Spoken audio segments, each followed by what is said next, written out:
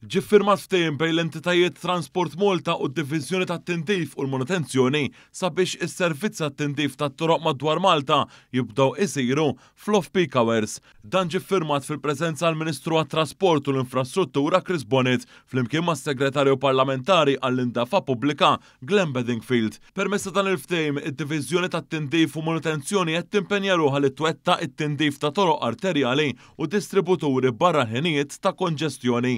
Dan ifisser li dan it-tindif ma jsirx bejn is-6 u d-9 filgħodu u bejn l-4 ta' nofsinhar u s-7 ta' filgħaxija matul il-ġimgħa, kif ukoll bejn id-9 ta' filgħodu u s-siegħat ta' nofsinhar nhar ta' Sibt. L-għan li jitnaqqas l-impatt fuq it-traffiku u jitjieb l-ippjanar ta' dawn is-servizzi. Din il-miżura tifforma parti minn sensiela ta' miżuri diġà mwettqa u oħrajn li se jiġu implementati fix-xhur li ġejjin bilan li tiġi mitigata kemm jista' jkun l-isfida traffiku. Il-Ministru Bonnet sostna li dawn il-ftehimiet mhux dejjem faċli jintlaħqu għax jinvolvu bidliet fir-rutina ta' diversi ħaddiema.